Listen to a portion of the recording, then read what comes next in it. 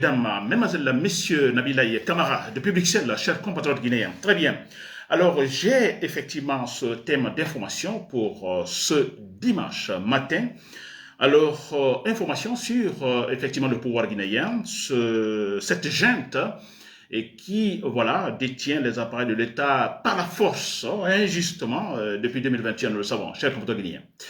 Nabil Kamara, depuis Bruxelles, donc j'ai ce thème d'information, deux éléments qui en fait le composent. Il est question d'abord de Baouri, qui est le fameux Premier ministre guinéen, vous le savez. Alors, il a fait un discours face à la presse sur l'infrastructure numérique en Guinée. N'est-ce pas, chers Guinéens? Alors, je vais parler de cela parce qu'il y a beaucoup de mensonges donc de la part de Baouri. Je vais essayer de dire quelque chose là-dessus. Ensuite, il y a le deuxième élément. Effectivement, je vais parler de Robert Sarah.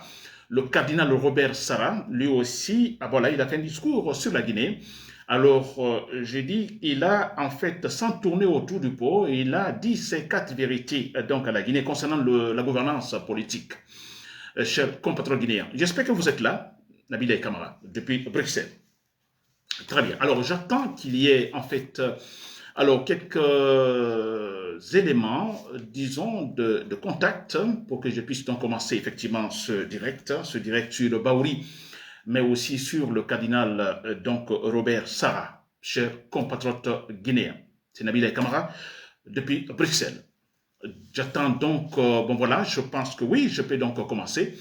Très bien. Alors, chers compatriotes guinéens, nous avons tous suivi Baouri qui, en fait, parle de la Guinée. Baouri qui est dans donc son rôle effectivement, parce que si, en fait, je pense que la connexion, elle est là. J'espère bien. Essayez de me signaler, s'il vous plaît, si je dois continuer ce direct. Voilà, donc j'espère que ça va. Alors, nous avons Baouri, le fameux Premier ministre guinéen. Il est dans son rôle. Je crois que s'il a été recruté, s'il a été nommé Premier ministre, effectivement, par Mamadi Doumbouya, par la junte, c'est effectivement ce rôle de traître, Baouri, dans sa traîtrise, effectivement. Il faut donc effectivement essayer d'argumenter politiquement pour la junte militaire, pour Mamadi Doumbouya, donc de mentir politiquement, ce côté mensonge pour effectivement garantir le pouvoir de Mamadi Doumbouya. Baouri est donc dans ce rôle. Et voilà, dans ce rôle-là, alors tout récemment, face à la presse, il parle de l'infrastructure numérique en Guinée.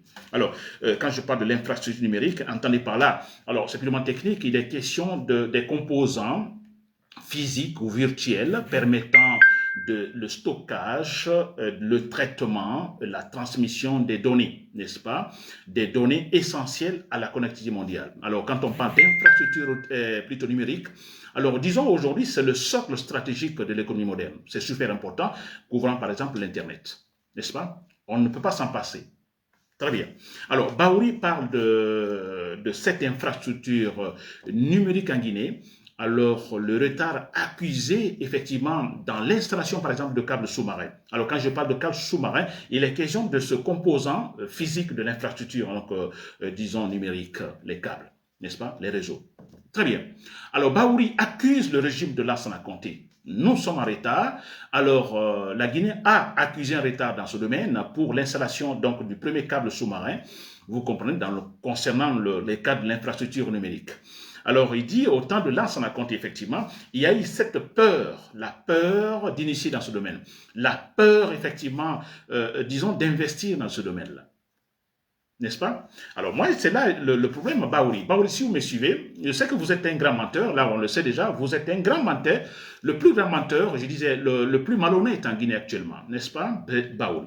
Pourquoi? Malhonnête, hypocrite, c'est-à-dire qu'il sait ce qu'il fait, ce n'est pas bien, il sait qu'il n'a pas raison, il le sait très bien, il sait qu'il n'est pas en train de défendre les vraies valeurs, n'est-ce pas? Ben voilà, il est là. Écoutez, l'hypocrisie est dans, bon voilà, et il va essayer parce que il aime là où il est, il aime se voir Premier ministre, voilà, se voir devant, alors tant pis les principes, c'est sur la Baouri. Alors moi je vais dire à Baouri que concernant alors l'infrastructure numérique en Guinée, alors il faut, parce que vous n'êtes pas intelligent, Baouri, vous avez l'intelligence, mais vous ne l'utilisez pas en fait conséquemment, peut-être c'est cela, n'est-ce pas? Alors concernant l'infrastructure numérique en Guinée, Baouri, Alors, nous parlons d'une époque, Lansana Conté est arrivé au pouvoir en 84, vous le savez. Alors, l'infrastructure numérique, c'est dans les années 90, le début 2000, etc., etc. N'est-ce pas, Baouri? Alors, parlant de l'infrastructure numérique, alors, effectivement, c'est de la technologie, c'est de la science, de la technologie. Et cette technologie, alors, nous ne l'avons pas, nous les pays africains, surtout la Guinée. Nous ne la possédons pas. Alors, si nous, en fait, investissons dans ce domaine, effectivement, c'est en dépendant, effectivement, de l'étranger, des pays étrangers, notamment de l'Europe ou de la France. N'est-ce pas? Rien ne dépend de nous, Baouri. Alors, au temps de Lansana Conté, il n'y a pas eu la peur d'investir dans le jeu. La peur, non. Une peur ou une manque de volonté politique, non. La volonté politique y était effectivement, mais comme je l'ai dit, c'est de nouvelles technologies en ce moment. Dans les années 90, début 2000, c'est encore une denrée rare, vous comprenez, donc qui a un coût, n'est-ce pas? Ça coûte très cher. Alors, c'était pas disons, à notre portée. On avait d'autres chats à fouetter, qui est d'investir beaucoup d'argent dans ce domaine-là. N'est-ce pas? Il est aussi question de temps. Chaque chose a son temps, Baouri.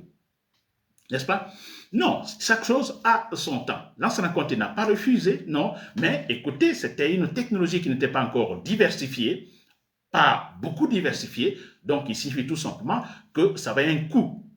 N'est-ce pas? Aujourd'hui, par exemple, la technologie est diversifiée dans ce sens, donc moindre coût, Baouri.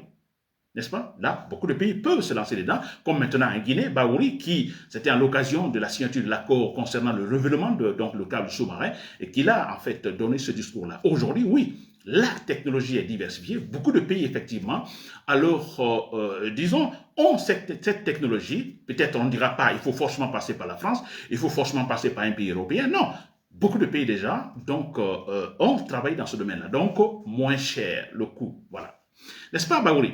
Très bien. La volonté politique, non. Il y avait la volonté politique au temps de Lansana Conté. Baouri, vous ne pouvez pas dire la vérité parce que vous êtes un traître. Un traître. Alors, Baouri, pour vous convaincre encore, je vais vous parler de... Alors, puisque vous parlez de l'infrastructure numérique, je vais parler de la fibre optique. Alors, quand on parle de la fibre optique, vous savez, c'est une autre technologie aujourd'hui utilisée pour, en fait, la connexion Internet. N'est-ce pas? La fibre optique. C'est une nouvelle technologie. Alors, dans la fibre, quand on parle de fibre optique, n'est-ce pas, il y a effectivement cette autre forme, disons, de connexion, je vais aller sans les termes techniques, cette autre forme de connexion à l'Internet, qui utilise d'autres éléments, vous comprenez, beaucoup plus, je dirais, en fait, beaucoup plus nouveaux. N'est-ce pas? Si antérieurement, pour la connexion à l'Internet qui est encore utilisée en Guinée et dans beaucoup de pays, maintenant, en fait, c'était la connexion ADSL, c'est-à-dire qu'ils utilisaient la ligne téléphonique, n'est-ce pas, le câble cuivre pour donc arriver à l'Internet, pour la connexion Internet, n'est-ce pas? Donc, le câble cuivre, n'est-ce pas, la ligne téléphonique et voilà, pour la connexion Internet. Et là, avec ses conséquences, le débit, en fait, moins inférieur et dépendant de la distance également. Maintenant, avec la fibre optique, et qui utilise autre chose que les câbles cuivre, qui utilise par exemple, disons, je dirais, des câbles qu'on appelle ici en verre, via la lumière pour la connexion Internet. Et là, la performance est extraordinaire. La vitesse est là, tout est bien, beaucoup de débit en un laps de temps. Donc, beaucoup plus performant que l'ancienne méthode technologique, c'est-à-dire à travers la ligne, disons, téléphonique. Baouri, je vous explique. Alors, vous voyez cette fibre optique, qui est une technologie, une nouvelle technologie. En Europe aujourd'hui, en Europe, Baouri, je prends le centre de l'Europe, je prends la Belgique. Ici, je suis en Belgique. En Belgique, il y a plusieurs opérateurs Internet. Je prends par exemple Proximus, il y a Telenet, il y a Base, il y a en fait Orange et tant d'autres, une dizaine, n'est-ce pas, opérateurs. Alors, vous savez, Baouri, le seul opérateur qui utilise cette nouvelle technologie aujourd'hui en Belgique, un seul utilise Proximus, qui utilise la fibre optique pour se connecter à l'Internet. Seul Proximus, un seul opérateur l'utilise. Les autres, non. Les autres ne le font pas parce qu'il n'y a pas la volonté, mais parce que ça a un coût, ça coûte très cher. Et parce que, en fait, il n'y a pas encore de diversifié, qu'on appelle, en fait, il n'y a pas un travail diversifié dans ce sens-là, technologie diversifiée dans ce sens-là. Donc, ça a un coût, ça coûte très cher. Les autres ont la volonté, mais non, ils se disent, mais écoutez, c'est encore très cher. Nous attendons effectivement qu'il y ait en fait beaucoup plus de diversification dans ce sens, parlant de l'invention. N'est-ce pas, Baouri? Et vous nous parlez de la Guinée, parlant de l'infrastructure numérique, Lansana Conté n'a pas voulu. Non, mais c'est une question de temps et une question aussi de coût, Baouri. Et parlant toujours de l'infrastructure numérique, Baouri, parce que vous prenez les Guinéens pour des cons, c'est-à-dire vous dites, bon, la Guinée, c'est plus de 60% d'analphabètes, donc nous continuons à mentir. Alors, je prends le cas de l'infrastructure, disons, numérique. Nous dépendons de l'Europe, nous dépendons de la France, je prends la Guinée, n'est-ce pas? Alors, mais écoutez, en Europe, je prends la France ou les pays européens, concernant l'infrastructure, disons, numérique, les Européens se battent aujourd'hui, effectivement, pour diminuer leur dépendance technologique face aux États-Unis.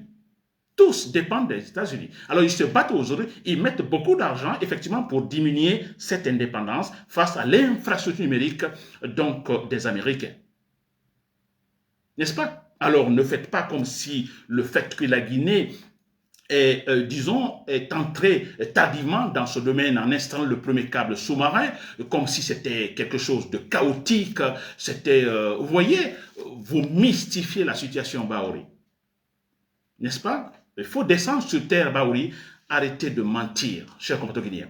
Voilà, ça c'était sur Baouri. J'espère que vous m'avez compris. Baouri, si vous me suivez, sûrement vous l'avez compris. La Guinée a d'autres chats à fouetter. De toute façon, aujourd'hui, la technologie est bien mieux diversifiée, n'est-ce pas? Alors, on peut effectivement, et très facilement d'ailleurs, parce que le coût est là, vous voyez, le coût est donc considérable, n'est-ce pas? Alors, on peut facilement, effectivement, initier une véritable infrastructure numérique dans ce domaine. Et aussi, comme on dit, l'infrastructure numérique, c'est le socle stratégique donc, de l'économie moderne. N'est-ce pas, Baouri? Très bien. Laissez Lansana Conté tranquille. Baouri, Lansana Conté a fait ce qu'aucun président guinéen n'a fait. Moi, je sais que Lansana Conté, donc il y a un côté très négatif de Lansana Conté. Alors ça, je le sais, n'est-ce pas? Non, Lansana Conté, le point d'ailleurs qui m'agaçait autant Lansana Conté, du fait que Lansana Conté utilisait également les balles réelles sur les manifestants, parce que ces manifestants, alors, réclamaient le droit, réclamaient plus de changements dans le processus démocratique. Et Lansana Conté utilisait les Kalachnikov en tuant les manifestants. Nous le savons tous, sur l'autoroute Fidel Castro, vous rappelez sûrement, n'est-ce pas? Alors sinon, Lansana Conté, il a initié en fait le processus démocratique en Guinée. Après 26 ans de pouvoir de révolution, de pouvoir socialiste, de pouvoir, disons, démagogique de Sékou Touré. Après 26 ans, il a initié le processus démocratique. Et ça signifie quoi? Il a initié ce qu'on appelle ici, en fait, disons, le côté économique, le libéralisme économique. Le libéralisme économique, le libéralisme politique, la presse libre, vous le savez. Alors finalement, vous investissez, vous gagnez des millions de francs guinéens ou d'euros, je ne sais pas, ça vous appartient. L'État ne viendra pas vous dire comme au temps de Sékou Touré, écoutez, cet argent, d'où vient-il? N'est-ce pas? Vous ne devez pas le faire, vous ne pouvez pas faire ceci. Au temps de Lansana Conté, les gens étaient finalement libres. Le commerce est libre, n'est-ce pas? L'investissement libre. Ça, autant de Lansana Conté, surtout la presse libre. On n'a jamais vu autant de Lansana Conté. Lansana Conté, par exemple, mettre les journalistes en prison, n'est-ce pas? Envoyer ses milices, disons, cagoulées pour kidnapper alors tout activiste qui s'opposait à son pouvoir. Lansana Conté ne l'a pas fait. On a vu Lansana Conté d'ailleurs, il y a l'anecdote, une anecdote qui parle de cela. Et parce que si vous vous rappelez la presse, le Lynx, n'est-ce pas? Le Lynx avec ses caricatures. Alors qu'il caricaturait Lansana Conté, vous voyez Lansana Conté avec une grosse tête comme ça et un petit corps. Alors, et Lansana Conté, on rencontre que Lansana Conté disait quelque part, mais dis donc, écoutez, en s'adressant au Lynx, au journal Lynx, mais écoutez, comment vous pouvez me rendre aussi vilain, n'est-ce pas? Il dit, mais je suis beau, pourquoi vous me rendez si vilain? Et Lansana Conté le disait ici comme une façon de rigoler, n'est-ce pas? Alors, ça ne le choquait pas que les gens le critiquent. N'est-ce pas, Baouri? Vous me suivez? Vous qui parlez donc de l'infrastructure routière qui a été refusée par Lansana Conté et aujourd'hui acceptée. Alors, Baouri, aujourd'hui, vous acceptez, n'est-ce pas, l'infrastructure routière, mais l'infrastructure plutôt numérique. L'infrastructure numérique, quand on parle de la finalité, quelque part, il y a l'Internet. Il y a ce côté Internet qui est le socle également stratégique, disons, de l'économie moderne, l'Internet. Mais Baouri, après 40 ans, parce que Lansana Conté, disons, c'est après 40 ans du cas de Lansana Conté qui a initié tout en Guinée, parlant du processus démocratique, de la liberté, etc. N'est-ce pas? Et aujourd'hui, Baouri, votre régime, monsieur, comment on appelle, votre régime de Mamadi Doumbouya, que se passe-t-il? N'est-ce pas? Au XXIe siècle, Baouri, vous qui parlez du retard de Lansana Conté, manque de volonté de Lansana Conté pour initier, alors pour investir dans l'infrastructure, disons, numérique. Baouri, aujourd'hui, vous êtes capable au XXe siècle, plein XXe siècle, capable de couper l'Internet pour ne pas que les gens communiquent, pour ne pas que les gens vous critiquent. Vous coupez l'Internet. N'est-ce pas? Vous restreignez même, vous arrivez à le faire, l'Internet. Baouri, vous le faites au XXIe siècle. Parlons-en, c'est là qu'il faut parler. Pourquoi le faites-vous?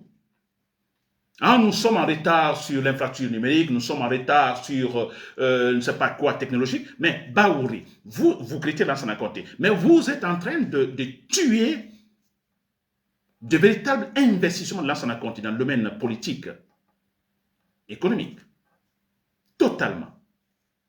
Et pourquoi le faites-vous, Baouri? Pourquoi coupez-vous l'Internet? Pour quelle raison? Au XXIe siècle, il ne faut pas le couper, trouver d'autres moyens, mais jamais, s'il vous plaît. Et pourquoi vous empêchez la presse de vous critiquer? Pourquoi fermez-vous les radios et télévisions? Pour quelle raison, Baouri? Parlons-en. C'est là qu'il faut parler, Baouri. Le monde moderne, Baouri, le monde moderne, c'est quoi? Le monde moderne, on est libre de critiquer le pouvoir. Le monde moderne, on est libre d'écrire tout sur le pouvoir. Le monde moderne, on utilise la technologie, effectivement, pas seulement pour investir dans tel domaine économique, mais également pour critiquer le pouvoir. Et vous arrivez à couper cet élément essentiel dans l'économie, en fait, moderne. Oui, l'Internet. Parce que si vous coupez l'Internet, même pour 24 heures, il y a des gens qui perdent des millions de francs guinéens, ou des milliards de francs guinéens, seulement une journée. Et vous arrivez à couper Baouri. Et vous êtes là à critiquer Lansana Conté. Manque de volonté pour effectivement installer le premier câble sous-marin en Guinée. Baouri. J'en ai fini avec Baouri, cher compatriote guinéen. Alors, je vais maintenant parler, parce que je parle de deux éléments, Baouri. Maintenant, je vais parler de Robert Sarah, cardinal Robert Sarah. Alors, le cardinal Robert Sarah, nous le connaissons, n'est-ce pas? Cet homme qui, effectivement, est allé loin concernant la hiérarchie administrative au niveau, disons, de l'Église catholique. Nous savons tous, à un moment donné, on pensait même qu'il aurait, en fait, arrivé au stade le plus, le plus, en fait, cherché, donc, parlant de l'administration, disons, catholique, être le pape même, n'est-ce pas? Alors, voilà, c'est un monsieur, donc, qui est très connu, Robert Sarah. Alors, ce monsieur, depuis longtemps, donc au temps de Lansana Conté, je crois il était encore en Guinée, alors il n'a pas changé, il dit toujours ses vérités. Il ne tourne pas autour du pot, il dit la vérité. Et qu'est-ce qu'il dit récemment? Je vais lire son discours. Alors, Robert Sarah dit, il parle de la Guinée, il critique la Guinée, il critique la gouvernance politique, il critique les Guinéens, n'est-ce pas? Je vais lire. Je cite. Alors, il se pose la question, est-ce que vous vous rendez compte que la gestion du bien commun est une vocation morale et spirituelle? Il dit, sans morale, sans Dieu, notre pays ne se relèvera jamais. Il ira en se dégradant, en engendrant, disons, la peur, la pauvreté, la division et la haine réciproque. Comment se fait-il, c'est Robert Sarah qui parle, comment se fait-il que notre société guinéenne se meurt à vue d'œil? Et pourtant, nos mosquées et nos églises sont remplies chaque jour. Fin de citation. Robert Sarah. Alors, vous l'avez compris, Robert Sarah parle de la morale. Alors, la morale, c'est quoi? D'une façon générale, la morale, nous savons tous que c'est la connaissance du bien et du mal. N'est-ce pas? Alors, c'est quoi? C'est l'ensemble, disons, des valeurs, je peux dire, des valeurs qui, en fait, soutiennent nos actions. Agir moralement, c'est agir bien et juste, selon les règlements. C'est là, c'est la morale. Et alors, Robert Sarah parle, dit, un pays sans la morale, sans Dieu, donc sans la religion, écoutez, c'est le chaos total. A-t-il menti? Non, c'est ce que je dis ici tous les jours. Alors, nous avons besoin, la Guinée, depuis que nous sommes indépendants, n'est-ce pas? Nous avons besoin donc des chefs honnêtes, n'est-ce pas? Des chefs honnêtes, sérieux. Il n'y a pas autre chose. Laissons tout le reste d'abord. L'honnêteté. Donc, ce côté, je dirais, moral. La morale. la connaissance du bien et du mal. Agir moralement, donc agir bien et juste. On a besoin d'abord ça. C'est très important. Et Robert Sarah, écoutez, ça n'étonne pas. N'est-ce pas? Sans la morale, sans Dieu. Alors, je crois qu'il a attaqué ce point, c'est vrai. Alors, nos mosquées et nos églises sont remplies chaque jour. Ça, c'est dans les églises, dans la mosquée. Il dit, mais sur le terrain, mais on voit autre chose, autre comportement, franchement. Contraire au bien, contraire à la morale. C'est ce que Robert Sarah dit. Les gens vont à la mosquée, les gens vont donc à l'église, n'est-ce pas? Quand le mois de Ramadan arrive, tout le monde, oui, alors pratique le jeûne, etc., etc. N'est-ce pas? Mais finalement, la pratique est autre chose. C'est décevant. Mais il dit carrément, et c'est la vérité. Alors il n'est pas politicien, mais écoutez ce qu'il dit, mais c'est la base même politique, s'il vous plaît. Je parle toujours de la structure politique. Sans la structure politique, écoutez, on ne fait rien. J'ai toujours parlé de Sékou Touré. On a pris Sékou Touré comme la structure politique, c'est-à-dire comme le soubassement de la maison. Et une grosse erreur parce que lui, c'est un être humain. Il va mourir. Et Sékou Touré est décédé. Qu'est-ce qui s'est passé? Donc la structure, on a dit, notre structure, notre maison, c'est Sékou Touré, c'est un être humain. Il est mort. Qu'est-ce qui s'est passé? La maison s'écroule, n'est-ce pas? Problème, on reprend tout. On a fait la même chose avec Lansana Conté. On prend Lansana Conté comme la structure politique. Il ne faut pas. Et Lansana Conté est parti. Qu'est-ce qui s'est passé? Problème. On répète ça tous les jours. N'est-ce pas? Alpha Condé, la même chose. On a pris Alpha Condé comme structure politique. Que s'est-il passé? Un coup de tabac et puis on reprend tout. Aujourd'hui encore, la même erreur, on prend Mamadi Doumbouya comme structure politique. Culte de personnalité. Mamadi Doumbouya, c'est tout. On ne tire pas des leçons. Mamadi Doumbouya, il va partir, c'est un être humain, il va mourir. Et quand il meurt, que va-t-il passer? Encore, nous reprenons, s'il vous plaît. Et ce que Robert Sarah dit, n'est-ce pas? Sans les valeurs, sans les vraies valeurs, écoutez, on ne fait rien. La Guinée ne se relèvera jamais. Toujours le chaos. Mais ça, c'est clair.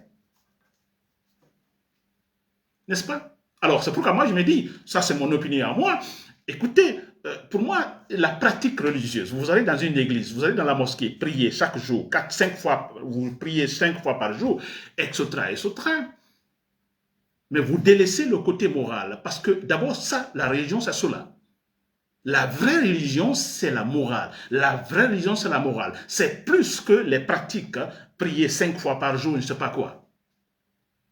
Si vous délaissez ce côté moral, et bien écoutez, votre prière ne sert plus à rien. La religion ne s'en sert à rien. C'est la morale. Je dis bien, c'est mon opinion personnelle. La morale. Le comportement. Je préfère me comporter bien envers tout le monde, être correct envers tout le monde, respectueux envers tout le monde, mes voisins, tout, et ne pas prier toute la journée ou toute ma vie. Je suis content parce que je dis si Dieu existe, il me voit. Je suis en train de pratiquer ce qu'on appelle la morale. Faire le bien, être juste, c'est cela. En Guinée, ça sert à quoi? Finalement, je me dis, on se moque de Dieu en Guinée. Les mosquées sont remplies, les églises sont remplies, partout on parle de Dieu, est-ce que ça va être... Mais écoutez, la morale n'existe pas, mais regardez comment les gens se comportent envers, par exemple, les époux ou les épouses en Guinée. N'est-ce pas? Voilà, chers compatriotes guinéens. J'espère que, en fait, Mamadi Doumbouya, bon, et ils savent, le problème c'est que tout le monde est hypocrite, ils savent effectivement que ce qu'ils font, ce n'est pas bien, ce n'est pas bien, ils savent que cette politique qu'ils mènent actuellement, alors, n'a pas d'avenir, mais voilà, chacun se campe sur l'intérêt, la recherche de l'intérêt personnel, n'est-ce pas? On s'en fout de la morale. Et certains sont sûrement en train de dire à Robert Sarah, il faut nous laisser tranquille. N'est-ce pas? Oui, parce qu'ils cherchent l'intérêt personnel. Alors, demain, alors c'est sûr que Mamadi Doumbouya, il ne sera pas là, c'est sûr que cette politique ne va pas continuer, alors ils s'en fichent. Ils disent, bon, nous, c'est le maintenant qui nous concerne. Et voilà pourquoi les Européens nous dépassent totalement. Les Européens, depuis toujours, comment ils sont si efficaces politiquement et économiquement parlant, et même la Chine, écoutez, parce qu'on se dit, quand un Chinois ou un Européen pose un acte, aujourd'hui, un acte politique, il pense déjà, donc il pense déjà à l'avenir, le futur, n'est-ce pas? Les futures générations. Alors, on va poser cela. Alors, posons-le bien, hein, de manière consistante, n'est-ce pas? qui puisse donc résister, disons, à la tempête, et tout ça, et pour que ça puisse servir les futures générations. Ils travaillent comme ça. Mais ils ne se disent pas, on s'en fout des futures générations, nous nous concentrons sur aujourd'hui, et tout c'est pour nous. Non. Et voilà la différence entre les Européens, entre les Asiatiques, les Chinois, et disons les pays africains, franchement. Parce que si on avait cette manière de penser, Mamadi Doumbouya qui a terrassé Alpha Condé, je pense qu'il se serait dit, mais écoutez, Sékou Touré est parti, il y a eu le chaos, Lansana Conté est parti, juste après il y a eu le chaos, Dadis le chaos, Alpha Condé le chaos, mais écoutez, on se dit, mais alors tirons de bonnes leçons. Et pourquoi le chaos? Et parce qu'on a toujours pris des êtres humains comme des structures politiques. Cette fois-ci, on va se dire, non, on va arrêter cette manière de penser, prenons des lois, des constitutions comme véritable structure politique du pays, des institutions comme véritable structure politique du pays. Parce que ça, après la mort du président, alors il n'y a pas de chaos, il n'y a pas d'inquiétude, les structures sont solides, les institutions sont solides, et puis ça continue normalement. Merci, monsieur, en fait, le cardinal Robert Sarah, pour ses vérités, comme toujours d'ailleurs, on n'est pas surpris. Et Baouri, vous pouvez continuer vous êtes traître, donc continuez dans ce processus de traîtrise. De toute façon, vous tomberez et notre processus de démocratisation continuera. Nabil et camarades, depuis Bruxelles, merci pour l'écoute et bonne journée dominicale à toutes et à tous.